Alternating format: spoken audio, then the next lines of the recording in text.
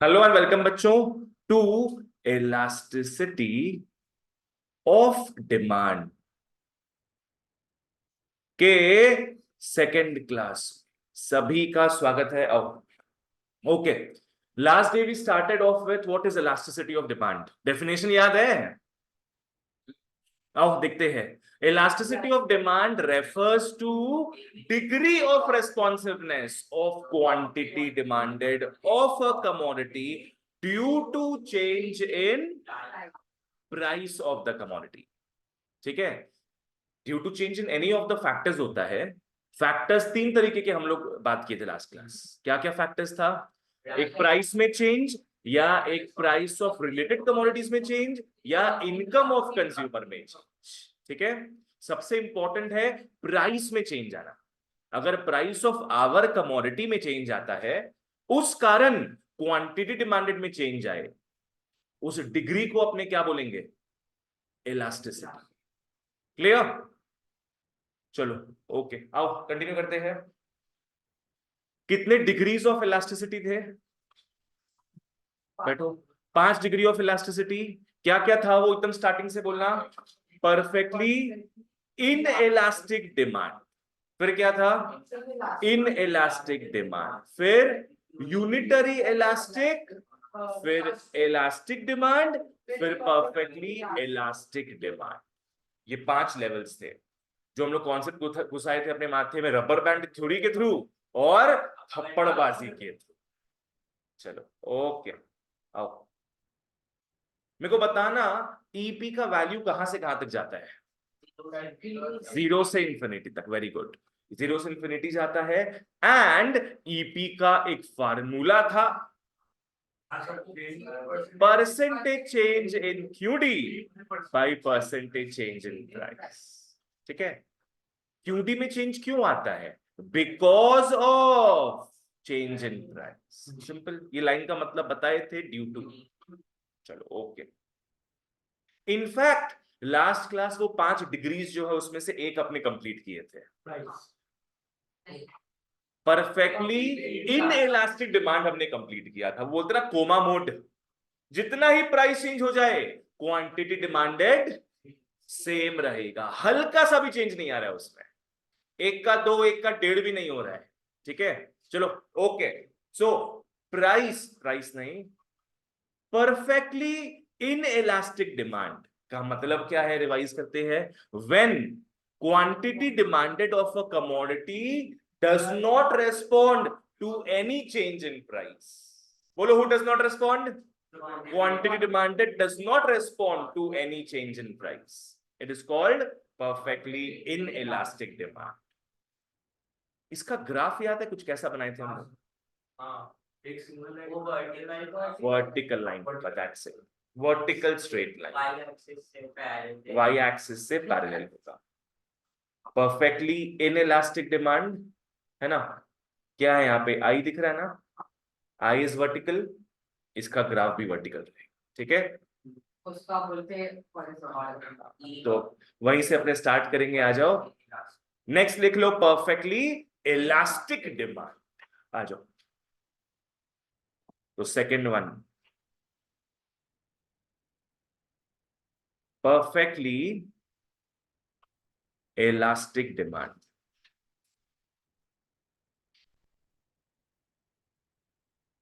ये उस number line का पूरा अलग ही कोना है। परफेक्टली इलास्टिक डिमांड में भयंकर चेंज नहीं, इन्फानाइट चेंज आता है। इन्फानाइट चेंज, एक होता है ह्यूज चेंज, पर एक होता है उससे भी बड़ा, इनफाइनाइट चेंज। या तो आर या तो पार। मतलब क्या है? क्वांटिटी डिमांडेड या तो पूरा का पूरा 0 हो जाएगा घट के, या तो पूरा का पूरा इंफिनिटी हो जाएगा बढ़ के।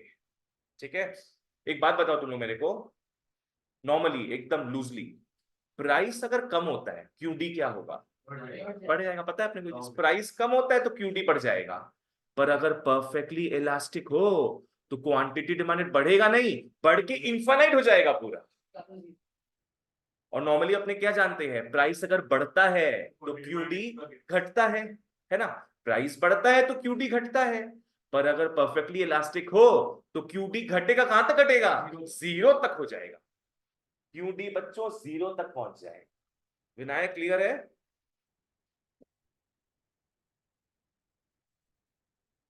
बोलो। पर ये पॉसिबल नहीं है ना? ये सब काफी मतलब इमेजिनरी सिचुएशंस है, इमेजिनरी। वो इनफिनाइट हो नहीं सकता, इन्फिनाइट हो नहीं सकता है, जीरो भी नहीं हो सकता है जनरली। ऐसा थोड़ी ना होता है कि प्राइस हल्का सा भी बढ़ेगा प्राइस तो हम लोग जीरो डिमांड कर देंगे, ऐसा तो होता नहीं है। ये सब क्या है? ये सब रेयर सिचुएशंस है, इमेजिनरी सिचुएशंस। तो चाहे जितना भी बढ़ जाए प्राइस, थोड़ा बहुत तो डिमांड है। थोड़ा बहुत डिमांड है। चलो ओके, आओ परफेक्टली इलास्टिक डिमांड लिख लो। When quantity demanded of a commodity, when quantity demanded of a commodity becomes infinite at a price,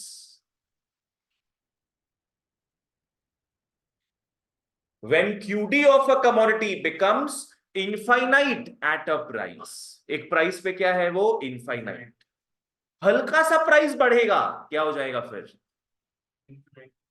बाबू? हल्का सा प्राइस बढ़ेगा तब क्या हो जाएगा? Zero.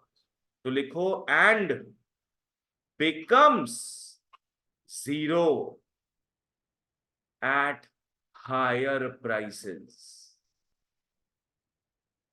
and becomes zero at higher prices, it is called perfectly elastic demand.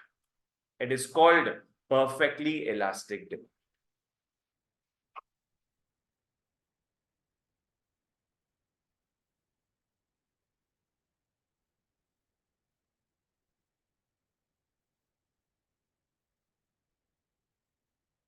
देखो हम ऐसे लिखते हैं, इसका मतलब ये नहीं कि तुम लोग नॉर्मल तरीके से लिखोगे, ये तुम लोग के लिए हम ऐसे बना के लिखते हैं। समझ में आ रहा है? तुम लोग को हम देख रहे हैं, तुम लोग दो दो लाइन में पूरा डेफिनेशन खत्म कर दे रहा है। That is immature, that is idiotic. ठीक है, हमें सिस्टम बना रहे हैं, इसको फॉलो करो तुम, इसी के थ्रू याद करेंगे हम। समझ में आया ना? नहीं तो बुक पढ़ो, वहीं से तुम लोग का हो जाएगा, क्या चिंता है। एक एक लाइन में एक एक इंपॉर्टेंट चीज मैं लिखता हूं, वैसे ही फॉलो किया। राइट? स्कूल में जैसे लिखना है, डू नॉट केयर, स्कूल वाली मैम जाने, तुम लोग जाने। यहां पे इस तरीके से लिखोगे, तुम लोग को याद होगा। ठीक है ना? एक लाइन में मैं एक इंपॉर्टेंट चीज लिखता हूं, दैट्स द थिंग। तो जितना आसानी से समझोगे उतना तुम लोग के लिए बढ़िया है। नहीं काटो मत अभी, बाद में एक ये स्टाइल अपनाओ तुम। ठीक है ना? स्टाइल अपनाना जरूरी है। चलो ओके, परफेक्टली इलास्टिक डिमांड बोलते जाओ क्या है? When quantity demanded of a commodity becomes infinite at a price. एक प्राइस पे क्या है वो? इनफिनाइट है, पर अगर प्राइस बढ़ जाए तो वो जीरो हो जाए। It becomes zero at any higher price, is called perfectly elastic demand. अगर कॉन्सेप्ट समझ में आया हो तुम लोग को, तो इसका एक और डेफिनेशन भी बन सकता है। आओ देखो बताते तुम लोग को। When QD of a commodity becomes zero at a price, when QD of a commodity becomes zero at a price, एक प्राइस पे जीरो है, and becomes infinite at lower price. एक प्राइस में जीरो है, वो घट घट के पूरा जीरो हो गया, पर हल्का सा प्राइस कम हो जाए तो वो बढ़ेगा, मतलब कितना बढ़ जाएगा? इनफिनाइट हो जाएगा। तो you can write definition in what ever way you want. ठीक है, बस कॉन्सेप्ट समझना जरूरी है। चलो ओके।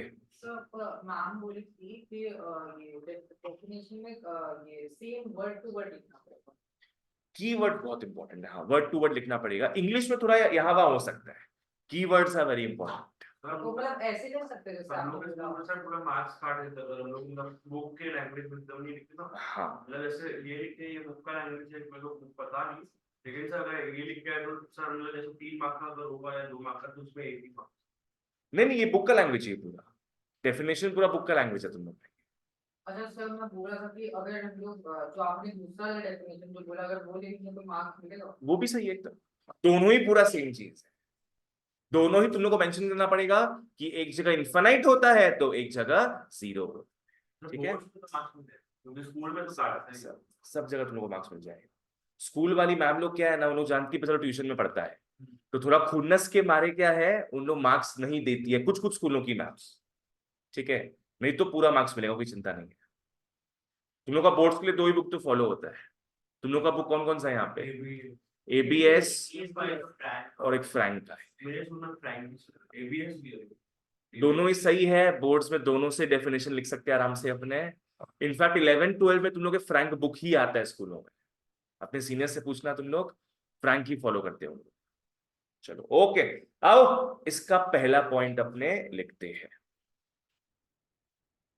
मान लो 10 रुपया है और 10 रुपया 50 पैसा है। चलो बोलो, अगर commodity perfectly elastic demand follow कर रहा है, किसमें होगा इन्फिनिटी? 10.50 10.50 में इन्फिनिटी होगा? हाँ गलत, बिल्कुल गलत। sorry 10 10 होना रुपया चाहिए। में दुनिया भर का इन्फिनाइट डिमांड आ जाएगा उसमें, एवरीबडी विल बाय 10 रुपीज। पर सिर्फ 50 पैसा भी बढ़ जाता है अगर, तो नॉर्मली क्या होता है, क्यूटी कम होता है ना, पर यहाँ कम नहीं, क्या पूरा जीरो हो जाएगा, पूरा जीरो हो जाएगा। यहाँ एक और एग्जांपल ले सकते हैं इसका, कॉन्सेप्ट फिट करना जरूरी है बस। 9 रुपया 8 रुपया 99 पैसा, 8 रुपए का कम राइट हो जाए। 8.99 बिल्कुल सही। 8.99 में दुनिया भर का डिमांड, और 1 पैसा बढ़ जाए तो सारे कंजूस लोग डिमांड जीरो कर देते हैं। That is only when the commodity is following perfectly elastic demand। या भैया जो होगा फाड़ के होगा, सिंपल, या तो आर या तो पार। हाँ ठीक है, तो सेकंड पॉइंट बना के लिख लो, when price increases, sorry decreases लिखे यहां पे, when price increases QD क्या हो जाता है? is zero। आरुष ठीक? Next, when price decreases QD is infinity। QD infinite हो जाता है। चलो थर्ड में आओ,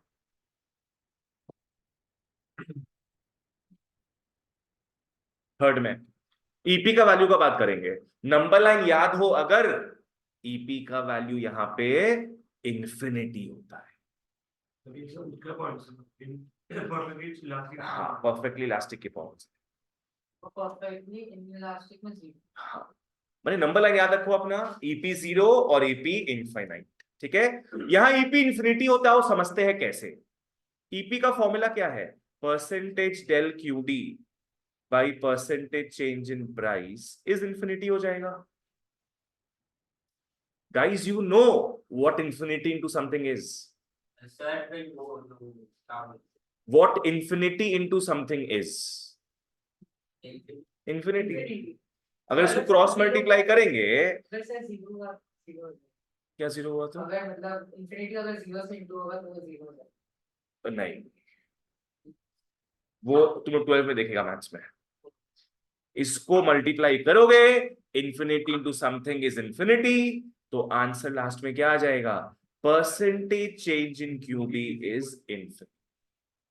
तो वही तो चीज था, क्यूडी में चेंज क्या आएगा? इन्फिनिट चेंज आएगा, या तो इन्फिनिटली बढ़ जाएगा, सबसे बड़ा वैल्यू क्या होता है बताना? इन्फिनिटी। या तो इन्फिनिटली घट जाएगा, पॉजिटिव में सबसे लोएस्ट वैल्यू क्या होता है? 0। तो जो भी चेंज आएगा बच्चों इन्फिनिट चेंज आएगा, या तो आर या तो पार। चलो लास्ट, इसका फोर्थ नोट, जहां आपने क्या देखेंगे? ग्राफ।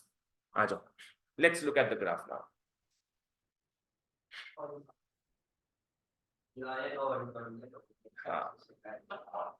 क्यूडी और पीई। ईपी बाबू प्राइस इलास्टिसिटी ऑफ डिमांड, सब लिखा है तुम लोग को ये सब। EP is price elasticity of demand.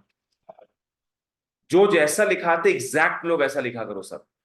चलो इसका कैसा होगा ग्राफ, डिमांड कर्व इस तरीके से बनेगा।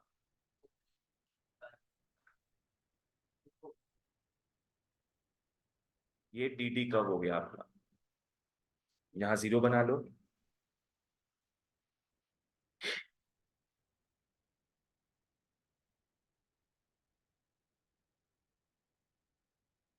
यहां पे तुम लोग देख रहे हैं ये जो डिमांड कर्व है कहां तक जा रहा है ये। बाबू तुम क्या कर रहे हैं, इतना स्लोली जाएगा। बस वो बाबू हम समझा रहे, तुम वहां पे लिख रहा है, तुमको समझ ही नहीं आएगा। जब हम समझाते हैं तब वो चीज लिखते रहा करो साथ में। देखो सब लोग बना लिया तुम लोग, देखो बाकी लोग बना भी लिया है। इतना स्लो जाएगा तो कैसे समझ में आएगा तुमको।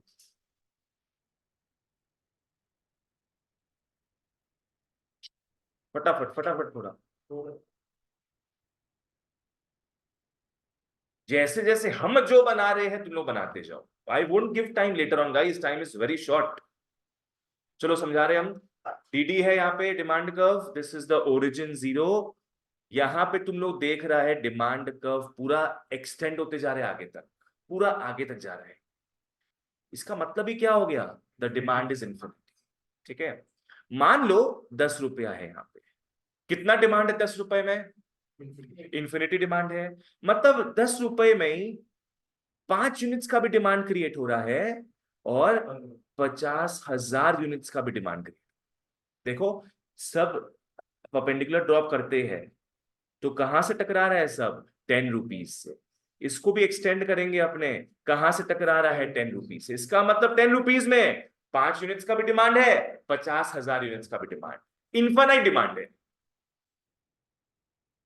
अब पकड़ लो, मैं प्राइस हल्का सा बढ़ाया ऊपर, मैंने 10 रुपया 50 पैसा कर दिया। उधर ही रहेगा, वो 0 उधर ही पॉइंट।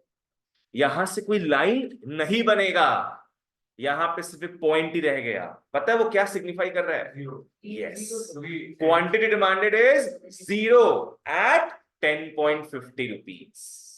ठीक है, अगर एग्जाम में मतलब भूल से अगर लाइन भी बना के बिना ये सब टच के तो उसको 0 लिख देंगे तो वो मार्क्स रखेगा। लाइन बना के ऐसे, हाँ नहीं नहीं, लाइन बनाने का मतलब ही है कि कुछ तो डिमांड हो रहा है। लाइन लाइन एकदम नहीं बनाना है उसमें। 10 रुपीज में दुनिया भर का लाइन आ गया, पूरा एंड तक लाइन जा रहा है, और 10 रुपया 50 पैसा में लाइन 0 है, मतलब लाइन है ही नहीं। ठीक है, तो यही दिखा रहा है दोनों में स्टार्क रियलिटी। चलो ओके, इसका तुम लोग को तरीका बताए थे, ये किससे पैरेलल है, एक्स एक्सिस से। कैसे याद रखोगे, ई से ई का देखा है सब हॉरिजॉन्टल लाइंस है, सो ये भी हॉरिजॉन्टल लाइन। चलो ओके, तो कौन कौन सा डिग्रीज ओवर हो गया, 2 हो गया, परफेक्टली इनइलास्टिक, परफेक्टली इलास्टिक। चलो ओके, अब थर्ड वाले में आते हैं। अब एकदम बीच में अटैक करेंगे, नंबर लाइन याद हो, एकदम बीच में अटैक करेंगे। यूनिटरी लिख लो, unitary elastic demand, unitary elastic demand. अब जो मैं 3 लिखाऊंगा, यूनिटरी, इलास्टिक और इनइलास्टिक, तीनों का डेफिनेशन सेम रहेगा। यूनिटरी का मतलब क्या था, सेम, सेम मतलब जितना प्राइस में चेंज आएगा उतना सेम क्यूडी में चेंज आएगा। जितना थप्पड़ मारोगे उतना। हाँ, 3 थप्पड़ मारोगे 3 थप्पड़ रिटर्न मिलेगा, तुम उसको फोड़ दोगे वो तुमको फोड़ देगा, फोड़ देगा। आ जाओ, unitary elastic demand refers to percentage change in Q D is equal to percentage change in price of a commodity.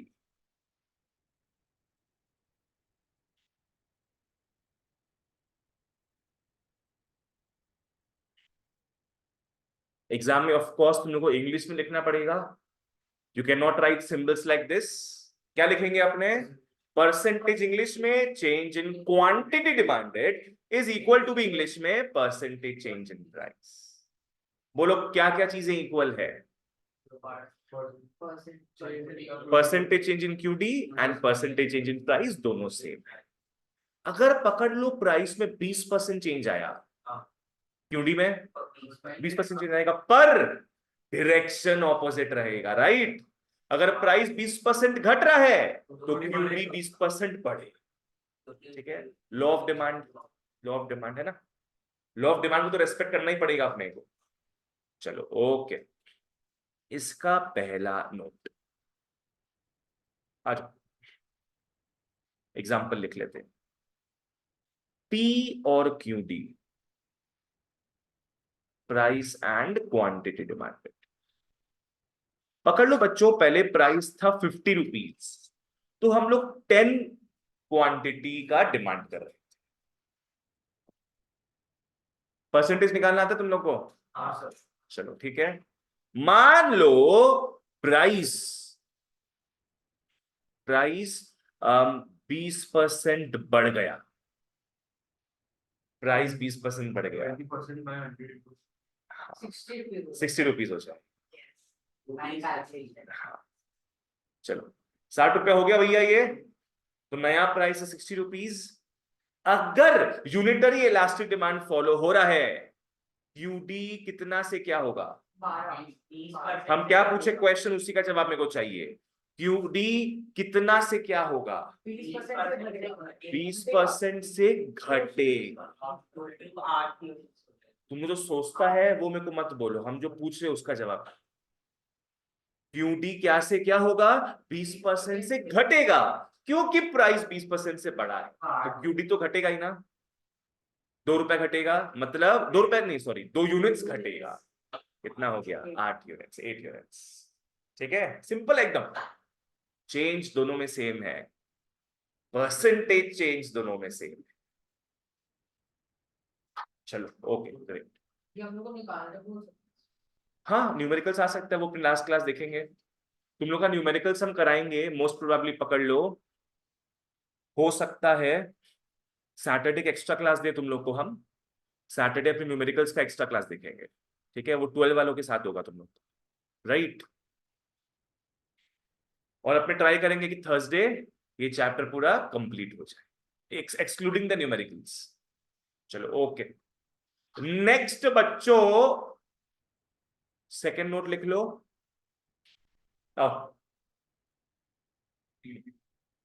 EP का वैल्यू क्या होता है? ईपी का वैल्यू यहाँ पे,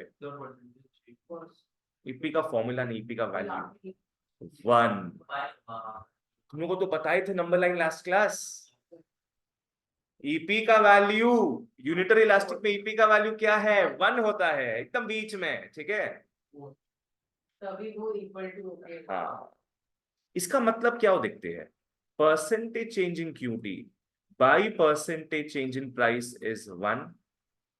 अब इसको क्रॉस मल्टीप्लाई करोगे तो percentage change in Q T is equal to percentage change in price. बस खत्म।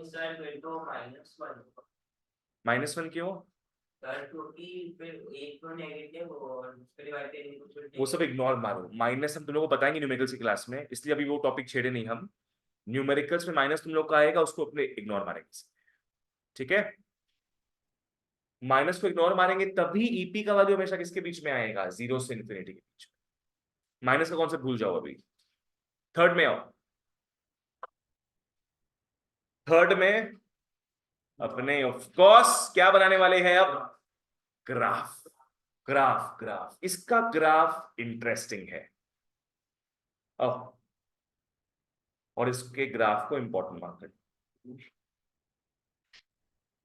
मेरे को लगा 9 हॉरिजॉन्टल होगा 9 वर्टिकल। अरे क्या सही लगा है, उफ, ना ही हॉरिजॉन्टल ना ही वर्टिकल। चलो, ये तुम लोग का वही है भैया, क्यूडी और प्राइस और 0 सिग्निफाइंग द ओरिजिन। सर ये तो मेरे को लग रहा है नॉर्मल कर्व बनेगा। इसका कर्व बना लो, इस तरीके से होगा। यू, हाँ, इसको यू मत बोलना, हाफ यू। ये एकदम ऐसा कर्व बन रहा है, downward sloping curve, but it does not touch the axis, ठीक है ना। ना वाई एक्सिस को टच कर रहा है, ना ही एक्स एक्सिस को टच, बहुत क्लोज जा रहा है दोनों के, बट नॉट टचिंग देम। ये बोलो कौन सा कर्व है? Demand curve. हाँ वही बोलो कौन सा कर्व है ये? डिमांड कर्व है ये, जो कि क्या दिखा रहा है? Unitary elastic demand. ठीक है।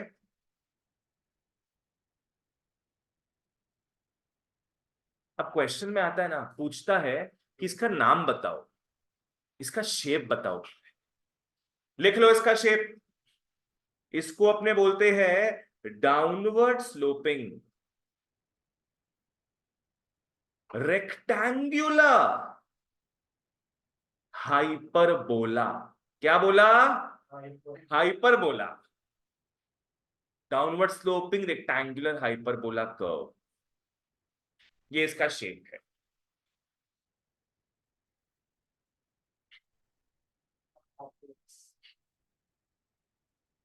I guess you guys know what downward sloping is. नीचे की तरफ गिर रहा है, वो तो पूरे डिमांड चैप्टर में रहेगा क्योंकि इनवर्स रिलेशनशिप है। पर कर्व का नाम क्या है? Rectangular hyperbola. अब तुम लोग बोलेगा भैया रेक्टेंगल्स तो दिख ही नहीं रहे यहाँ पे, आप कैसे भी लिखा रेक्टेंगुलर हाइपरबोला? आओ समझाते हैं। रेक्टेंगुलर का सिग्निफिकेंस क्या ना, यहाँ पे तुम लोग कोई भी पॉइंट्स लोगे ना यहाँ पे, उसमें you can easily make rectangles. जैसे देखो, ऐसे करके परपेंडिकुलर ड्रॉप करेंगे, रेक्टेंगल बना कि नहीं? यहां से भी लेते हो, इसका भी रेक्टेंगल बना। यहां से लेते हो बच्चों, इसका भी रेक्टेंगल बना। ये सारा रेक्टेंगल जो भी बनेगा, सबका एरिया सेम है। बोलो क्या सेम होगा सबका? Area same. आज मैं यहां पे पॉइंट लेता हूं, यहां भी रेक्टेंगल बन सकता है, उसका भी एरिया बाकी सबसे क्या है? सेम होगा, इक्वल होगा। ये फंडा है। ठीक है, तुम लोग को लिखा देंगे वो चीज। दो दो पॉइंट लेके तुम लोग बना लो इस तरीके से फिगर में।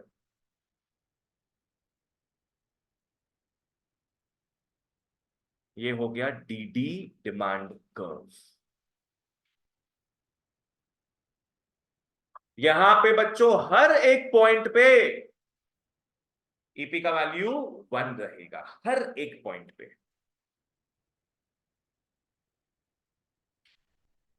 हाइपरबोला का स्पेलिंग BOL। बोला बोला BOLA। मतलब वो तुम लोग जानोगे 11 में। ये शेप को बोलते हैं अपने हाइपरबोला। ठीक है, जैसे देखो गाइस, ये क्या है? सर्कल। ये है सर्कल, ये मैथ्स का चीज है। इसमें आधा सर्कल हो जाता है पैराबोला। सर्कल सेमी सर्कल पकड़ लो, पर आधा सर्कल को अपने बाद में बोलेंगे पैराबोला, और उसको भी आधा कर दोगे हाइपरबोला। समझ में आया? सर्कल, पैराबोला और हाइपरबोला। तो क्वाड्रेंट तो ये पूरा चीज है तुम्हारा, this entire thing is quadrant. ये कर्व क्या होगा? हाइपरबोला। ठीक है, चलो ओके। अब मैं इसके बारे में लिखाता हूं, ग्राफ के बारे में समझना बहुत जरूरी है।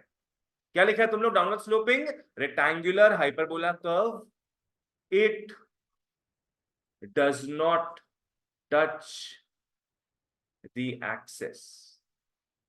It does not touch the axis but comes very close to it.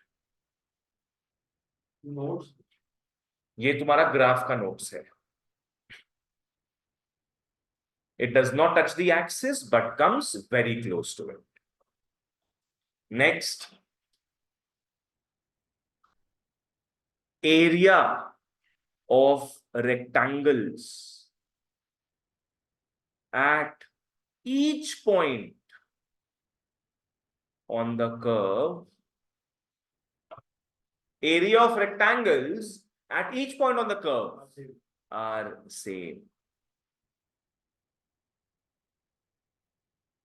हर एक पॉइंट पे तुम बनाओगे रेक्टेंगल, उसका एरिया सेम रहता है। तभी इसका नाम सिर्फ हाइपरबोला नहीं है, क्या है?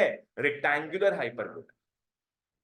चलो ओके बच्चों, क्लियर था यहां तक? चलो लिख लो। एक काम करते हैं, प्रीवियस ग्राफ्स में भी आ जाओ, वहां भी मैं साइड में लिखा देता हूं। कि क्या नाम है उन ग्राफ्स का, ठीक है ना। आओ इसमें आओ, परफेक्टली इलास्टिक डिमांड में, परफेक्टली इलास्टिक डिमांड क्या लिखेंगे इसमें? स्ट्रेट लाइन किसमें? perfectly. Straight line parallel to the x axis. वो वाला identity. इतना सा लिख दोगे तुम लोग को फुल मार्क्स मिल जाएगा। It is a straight line parallel to the x axis.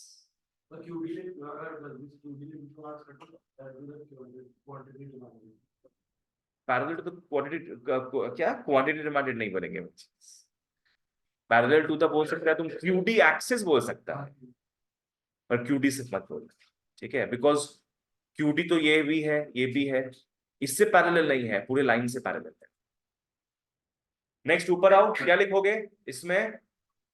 जो लास्ट क्लास अपने एंड किए थे, Straight line parallel straight line parallel to the to the Y axis.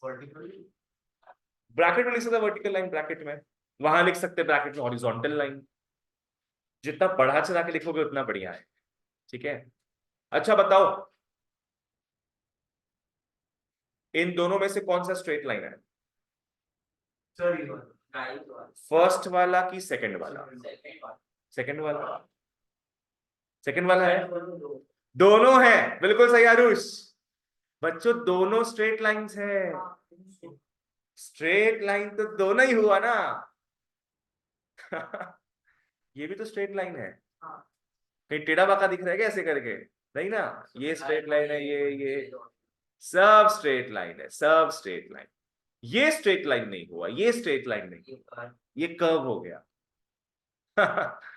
ठीक है, आओ चलो, ओके बच्चों लोग बताओ मेरे को, what is unitary elastic demand? When percentage change in QD is equal to percentage change in price, it is called unitary elastic demand। बस याद रखो दोनों सेम होगा, बस फॉर्मूला फॉर्मूला रन करना है, बस काम खत्म, उसको अंग्रेजी में लिख दोगे। चलो फोर्थ में आना, फोर्थ में पहले अपने किसका बात कर लेते हैं? इलास्टिक डिमांड का। आ जाओ, लिख लो इलास्टिक डिमांड, पूरा डेफिनेशन सेम आएगा। अच्छा इलास्टिक में क्या होता है, तुम रिस्पॉन्स ज्यादा देते हो कि कम? ज्यादा। लाइक 3 थप्पड़ मारा गया, तुम 6 थप्पड़ लगा दिए, 5 थप्पड़ लगा दिए, रिस्पॉन्स यहां पे ज्यादा होता है। कहने का मतलब प्राइस में जितना चेंज आ रहा है उससे ज्यादा चेंज QD में आए। तो लिख लो यहां पे, when percentage change in QD is क्या? Greater than percentage change in price. जो डिग्री ऑफ रिस्पॉन्सिवनेस है वो ज्यादा होगा, comma it is called elastic demand, it is called elastic demand.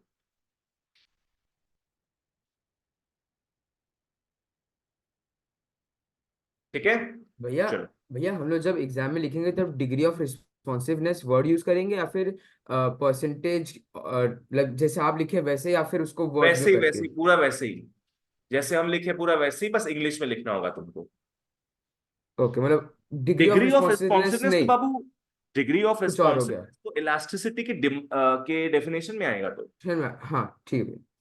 जैसे अगर कोई पूछे तुमको what is elasticity of demand, what is price elasticity of demand, उसमें तुम वो लिखेगा वर्ड डिग्री ऑफ रिस्पॉन्सिवनेस, बाकी ये सब में नहीं आए। चलो एग्जांपल लेते हैं, ऊपर वाला एग्जांपल मैं लूंगा कुछ इसी हिसाब से। देखो मेरे पास प्रिविलेज है, सॉरी, वाह ठीक है जी। अरे रेजर बाबू,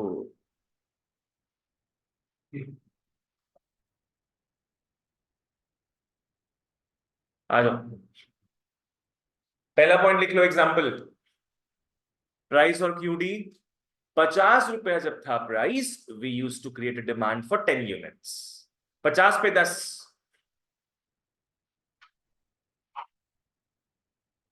प्राइस बढ़ गया 20% से, तो 40 पकड़ लो, ठीक है, तो क्यूडी उससे ज्यादा ही घटेगा। है। चलो लिख लो फिर यहाँ 40%, मान लो 40% से घट गया, तो 10 यूनिट्स का 40% 4 होता है 6 हो जाएगा, 4 हटा देंगे 6 यूनिट्स हो जाएंगे। चलो ओके, तो as you can see Q D ज्यादा रेस्पॉन्ड किया है प्राइस के चेंज के मुकाबले। विनायक क्लियर? चलो बढ़िया। एनी आइडिया ईपी का वैल्यू क्या होगा? Greater than 1, elastic greater than 1। वो याद रखो अपने कर्व, अपने वो क्या बोलते हैं, नंबर लाइन को, नंबर लाइन को याद रखो बच्चों, सब कुछ क्लियर हो जाएगा। इंफिनिटी क्या था? परफेक्टली इलास्टिक, परफेक्टली इलास्टिक था ना, तो उसके बाजू में किसका एरिया होगा? इलास्टिक का। उसके बाजू में मतलब 1 से इंफिनिटी तक। EP0 होता है परफेक्टली इन इलास्टिक, उसके बाजू में किसका एरिया होगा? इन इलास्टिक का होगा। बस ऐसे याद रख सकते हैं इसको। आ जाओ, ठीक है, यहां पे EP का वैल्यू ग्रेटर देन 1 होता है, बोला जाए तो फॉर्मूला ग्रेटर देन 1, इसको क्रॉस मल्टीप्लाई करेंगे तो 1 इंटू दिस, तो यही तो होगा ना, ये चीज लिख लो यहां तक। हाँ, percentage change in QD is greater than percentage change in price. खुद से लिखो, बढ़िया रहेगा, ट्राई करो।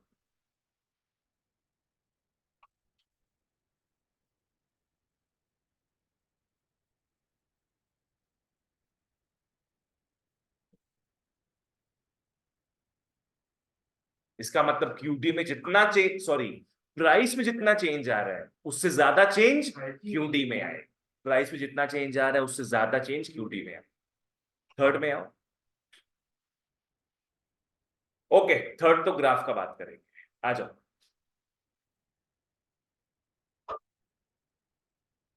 थर्ड में अपने ग्राफ का बात करेंगे, QD और प्राइस, और यहाँ पे क्या है? ओरिजिन। अब वो बनाते रहो फटाफट, देख क्या रहा है मेरे को?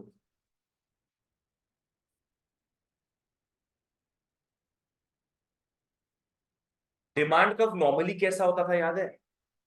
डाउनवर्ड स्लोपिंग होता था वो, ठीक है, ये भी होगा डाउनवर्ड स्लोपिंग, बट ये फ्लैटर होगा।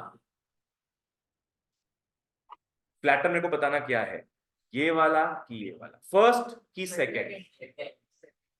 सेकंड फ्लैटर है, हाँ हाँ बिल्कुल सेकंड फ्लैटर है। आप कॉन्फिडेंटली बोला, हाँ। नॉर्मली बच्चे, नॉर्मली बच्चे अपना आंसर चेंज कर देते हैं। ये तो स्टीपर हो गया और ये फ्लैटर हो गया, ठीक है ना। इलास्टिक डिमांड का जो कर्व है वो फ्लैटर होता है, वो फ्लैटर होता है। क्यों होगा मैं बता दूंगा, बना लो। ये फ्लैटर हो गया।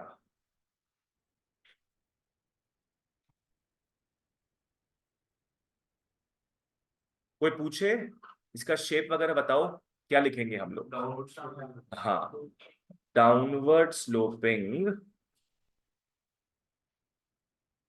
straight line which is flatter। मतलब जो तुमको देख के समझ में आ रहा है पूरा तुमको शब्दों में लिखना पड़ेगा if you want full marks. Downward sloping straight line which is flatter. चलो ओके, आओ फ्लैटर क्यों है मैं समझाता हूं, ध्यान देना। कोई भी 2 पॉइंट पकड़ लो इसमें, चलो मैं इस तरीके से 2 पॉइंट पकड़ रहा हूं, कोई भी 2 पॉइंट पकड़ लो, दोनों का ही परपेंडिकुलर्स को ड्रॉप करना,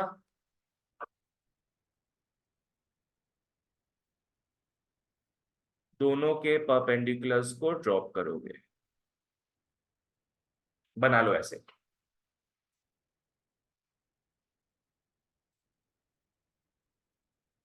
ठीक है, देखो एक तुम लोग को ये गैप दिख रहा है यहाँ पे और एक ये गैप दिख रहा है कि नहीं? ये वाला किसका एक्सेस है बताना? प्राइस प्राइस का एक्सेस है। तो ये जो चेंज दिख रहा है, ये चेंज किस में आया है? प्राइस में चेंज आया है।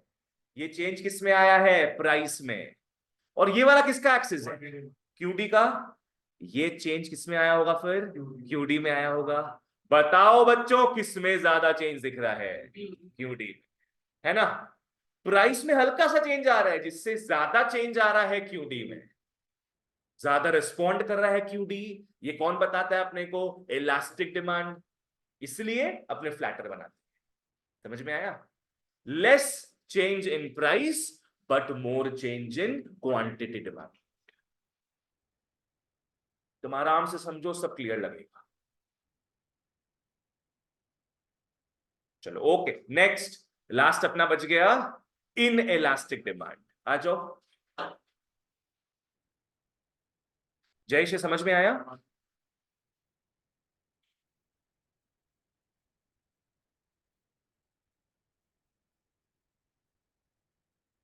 तो चाहो तो खुद से भी लिख सकते हो इसका नोट्स, ग्राफ छोड़ के। बस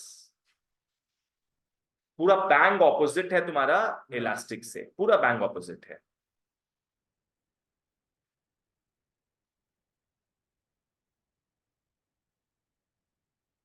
In elastic demand,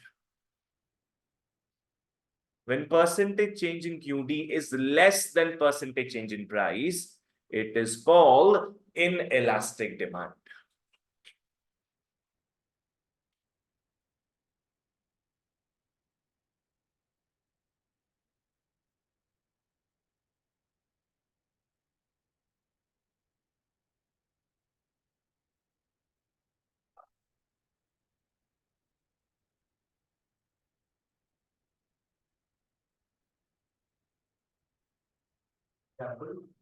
सब कुछ, सब कुछ में क्या चेंज लाना हो तुमको समझना होगा। यस, बिल्कुल सही, गुड गाइस। ये टेबल फिल करते हैं। प्राइस 20% बढ़ गया, इन इलास्टिक डिमांड फॉलो हो रहा है। In elastic demand 10% quantity demanded 10% क्या गिरेगा? गिरेगा, यस, बिकॉज प्राइस तो बढ़ा है ना। प्राइस बढ़ा है तो वो 10% घटेगा। अगर प्राइस घटता तो वो 10% बढ़ता। 10% घटेगा, 9 यूनिट्स, दैट्स इट। यहां पे ईपी का वैल्यू लेस देन 1 होता है।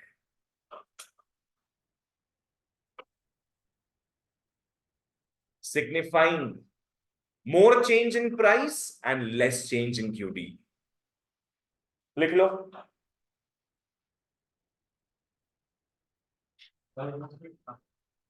ये हाँ, ये पूरा चीज लिख लो।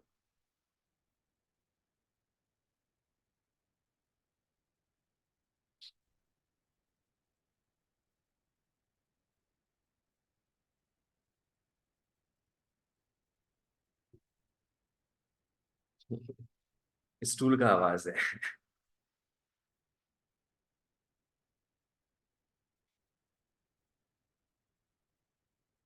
अभी हम स्टैम्प्स को लेके इतना पागल हो रहे हैं ना। सर मेरे घर कुछ स्टैम्प्स पड़ा है लेकिन वो थोड़ा सा मतलब पासपोर्ट साइज दिखता है, तो आपको चाहिए तो पासपोर्ट साइज इतना मतलब? इतना स्टैम्प्स वैसा साइज उसका छोटा है, बस बहुत सारे स्टैम्प्स पड़ा हुआ है ऐसे। हाँ, तो हम कलेक्शन में रख सकते, कोई प्रॉब्लम नहीं है। हाँ मैं लिया। जैसे हम तो वही, मैंने, मेरे को पहले से मेरे दादाजी लोग जो है वो स्टैम्प का कलेक्शन दिए थे, ऐसे ही पड़ा हुआ था। अभी अचानक से मेरे को वापस से शौक आया है। तुम्हें पता है मेरा स्टैम्प्स कहाँ कहाँ से आ रहा है अभी? एक कजाकिस्तान बोल के है, वहां से स्टैम्प आ रहा है। जर्मनी से एक बुक आ रहा है। यूके से भी स्टैम्प्स आ रहा है। अभी हम एक हफ्ता से जो पगलाए हुए ना स्टैम्प्स के पीछे, जहां जहां से मेरे को स्टैम्प्स मिला हम खरीद ले रहे हैं। दिखाते तुम लोग को, देखोगे? हाँ, तो समझ में आया इन इलास्टिक डिमांड में क्या होता है बच्चों? प्राइस में जितना चेंज आता है उससे कम चेंज आएगा किसमें? क्वांटिटी डिमांडेड में। आओ इसका ग्राफ बनाते हैं, थर्ड वन। वो फ्लैटेड था तो ये होगा बस बिल्कुल, वो फ्लैटर था तो ये मोटा मोटी स्टीपर हो जाएगा, डी डिमांड कर्व। इसका खासियत क्या है कि ये स्टीपर। ए दीदी तेरा तेवर, आ जाओ। तो लिख लो उसी बोलचाल में, वहां क्या लिखे थे अपने, it's a downward sloping straight line which is flatter.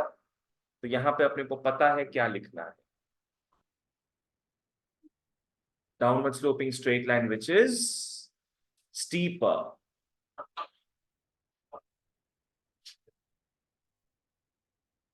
अगर याद हो तो अपने पढ़े थे individual demand curve, market demand curve.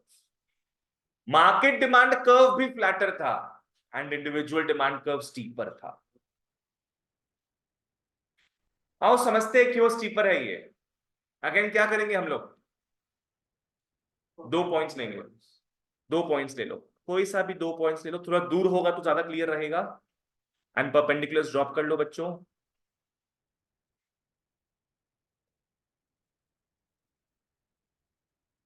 Vinayak समझ में आया ये प्राइस का गैप है, चेंज इन प्राइस, तो ये क्यूडी का गैप है, change in QD.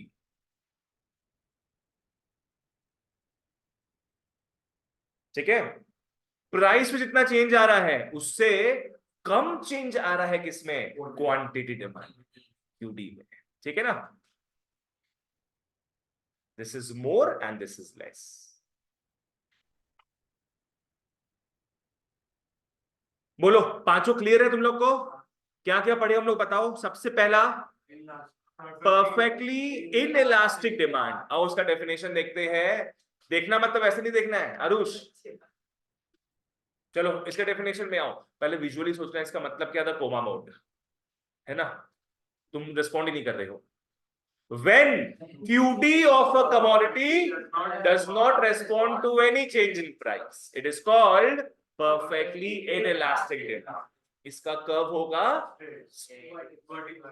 Straight line parallel to the y axis, vertical bracket में वर्टिकल लाइन। नेक्स्ट आओ परफेक्टली इलास्टिक डिमांड में, when quantity demanded of a commodity becomes infinite at a price and becomes zero at higher price, at higher price, हल्का सा भी higher price होगा zero हो जाएगा। It is called perfectly elastic demand. Graph क्या होगा इसका, वर्टिकल लाइन, वर्टिकल लाइन होगा, straight line parallel to the x axis. Third, अब तीनों का डायग्राम अपने को पता है, तीनों का डेफिनेशन भी सेम टाइप का है। यूनिटरी इलास्टिक में क्या होता है बोलो तो, when percentage change in QD is equal to percentage change in price, curve का नाम downward sloping rectangular hyperbola which never touches the axis, ठीक है, but is very close to it। चलो नेक्स्ट, फोर्थ था elastic demand, when percentage change in QD is greater than percentage change in price, it is called blah blah। Graph कैसा होगा, downward sloping straight line which is flatter, flatter होता है। Next इसमें आओ, in elastic demand में when percentage change in QD is less than percentage change in price, it is steeper, downward sloping. यहां तक clear था ना सबको। चलो नेक्स्ट कुछ नोट्स लिख लो, आओ नोट्स। नहीं अब वो टॉपिक खत्म हो गया तुम लोग का, अब जनरल में नोट्स दिखा रहे तुम, जनरल नोट्स। General notes. चलो 1 और 2 मैं साथ में बता रहा हूं, यहां पे लिख लो, स्लोप सेम,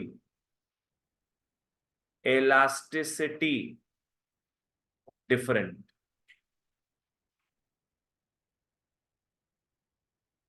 तुम लोग को पता है ना स्लोप और इलास्टिसिटी अलग अलग होता है? हाँ सर। हाँ ये बताए थे तुम लोग को। बढ़िया बढ़िया, ठीक है। Slope and elasticity they are not the same, ठीक है। वो परसेंटेज होता है और वो demand absolute वही पर है। Slope same, elasticity different. Second में हम लोग लिखेंगे slope different, elasticity same, elasticity same. Slope different, elasticity same. बना लो दोनों का, मैं ग्राफ्स बनवाऊंगा छोटा छोटा, ठीक है। मैं गलती से लिख दिया slope is equal to elasticity. वाह वाह। आओ, अब एक चीज समझना, बहुत गहरा चीज बताएंगे तुम लोग को, पूरे इकोनॉमिक्स में वैलिड है। देखो, स्लोप का वैल्यू हर एक पॉइंट में अगर सेम होता है तो समझ जाना इट्स अ स्ट्रेट लाइन। क्या होगा? कर्व, स्ट्रेट भैया ये लाइन। समझ नहीं आया। अगर प्रणय अपने एक कर्व बनाए, ठीक है ना, कर्व में बहुत सारे पॉइंट्स होते हैं, सारे हम्म। पॉइंट्स में स्लोप का वैल्यू सेम होगा तो वो कर्व क्या बन जाएगा? Straight line. ठीक है। और अगर हर एक पॉइंट पे स्लोप डिफरेंट है तब वो क्या हम्म। रहेगा? कर्व। समझो, ठीक है। मान लो ये लाइन, ये अपने को दिया है, क्या है ये? स्ट्रेट लाइन एक है, स्ट्रेट लाइन। स्ट्रेट लाइन है, बहुत सारे पॉइंट्स होंगे इसमें, हर एक पॉइंट में स्लोप का वैल्यू क्या आएगा? सेम आएगा। हाँ, तभी वो स्ट्रेट लाइन है। ये क्या दिख रहा है? कर्व दिख रहा है, इसमें भी बहुत सारे पॉइंट्स हैं, हर एक पॉइंट का स्लोप का वैल्यू डिफरेंट हो। नहीं नहीं, हम नॉर्मली बनाए, हम ये वाला जानबूझ के नहीं बनाए, क्योंकि सिर्फ यही कर्व नहीं होता है, ये भी कर्व हो सकता है। पूरे इको का ज्ञान दे रहे तुम लोग। नहीं तो एक्सेप्शन पर और तुम बोल रहे ये वहां बनाना चाहिए था, वो यहाँ, वो समझाने के लिए बनाए हैं बस। आयुष क्लियर है? चलो ओके, नेक्स्ट। अब अपने ग्राफ बनाएंगे, एक ऐसा ग्राफ बनाएंगे जहां स्लोप तो सेम है पर इलास्टिसिटी हर एक पॉइंट पे डिफरेंट होगा। एक ऐसा ग्राफ बनाएंगे, स्लोप सेम है पर इलास्टिसिटी हर एक पॉइंट में डिफरेंट होगा। आ जाओ, बोलो। स्लोप सेम है तो क्या बनेगा? स्ट्रेट लाइन बनेगा। टच करता हुआ स्ट्रेट लाइन बना लो ऐसे, टच करता हुआ स्ट्रेट लाइन, ये वाले में टच करेगा। क्यों भी बताएंगे तुम लोग को अंदर में। ये डिमांड कर्व अपने टच करता हुआ बनाएंगे, इन दोनों में क्या सेटिस्फाई हुआ अभी तक बताना? स्लोप सेम है, हर एक पॉइंट में स्लोप सेम है। इलास्टिसिटी कैसे डिफरेंट होता है मैं बताता हूं, आओ। ये एक रहस्य का बात है जिसका खुलासा होगा अभी। कोई भी डिमांड कर्व का जो सबसे मिड पॉइंट है वहां पे ईपी का वैल्यू 1 होगा। वो ये नंबर टाइप हो गया। पकड़ लो उस हिसाब से। हाँ, बीच का वैल्यू क्या होगा वहां पे? ईपी का वैल्यू 1। उसके अपर पार्ट में ईपी का वैल्यू मोर देन 1 होगा, और उसके डाउनवर्ड पार्ट में ईपी का वैल्यू लेस देन 1। तो बताओ, तो कोई भी डिमांड कर्व का कौन सा पार्ट ज्यादा इलास्टिक होता है? Upper part, yes. एंड कौन सा पार्ट इन इलास्टिक होता है? Downward part is in elastic. Any guesses यहां पे वैल्यू क्या होगा ईपी का? जीरो, बिकॉज लेस देन 1 है तो उसके नीचे क्या होगा फिर? 0। और यहां तो ग्रेटर देन 1 है, पहुंचते पहुंचते पहुंचते कहां तक पहुंच जाओगे? इन्फिनिटी तक पहुंच जाओगे। समझ में आया ये? तो अपने ये समराइज कर सकते हैं कि demand curve is more elastic on the where, demand curve is elastic on the where, on the upper side and inelastic on the lower side. It is unitary elastic at the midpoint. Number line ही हो गया ये, पूरा 0 से जा रहा है infinity तक। ठीक है, अब सेकंड वाले में आओ। सेकंड नोट में इस बार क्या हो रहा है? स्लोप हर एक पॉइंट में डिफरेंट होगा पर इलास्टिसिटी सेम। इमेजिन करो तुमने बनाया हुआ है ये चीज, जो 5 ग्राफ अपने देखे उसमें से एक है, आज ही बनाए थे। यूनिटरी वाले का। यूनिटरी वाला, yes. Rectangular hyperbola, yes. Rectangular hyperbola. बताओ बच्चों, यहां पे हर एक पॉइंट पे स्लोप क्या होगा? डिफरेंट होगा, तभी स्ट्रेट लाइन नहीं है ना। हर एक पॉइंट पे स्लोप डिफरेंट है, पर हर एक पॉइंट पे इलास्टिसिटी क्या होगा? सेम। मतलब क्या? 1 होगा। ईपी का बस वैल्यू पूछे, एरिया से मतलब नहीं है। ईपी का वैल्यू 1 होगा हर एक पॉइंट पे। ईपी 1 हर एक पॉइंट पे, ठीक है। तो यहां पे स्लोप डिफरेंट था पर इलास्टिसिटी सेम। अब एक थर्ड नोट लिखेंगे, फिर क्लास ओवर करते हैं। प्रणव, यहां तक क्लियर था? एक लास्ट नोट, वो भी इस तरीके से बनाएंगे हम लोग। एक था सेम डिफरेंट, डिफरेंट सेम, और एक क्या हो सकता होगा? Oh same same same same. Same, same.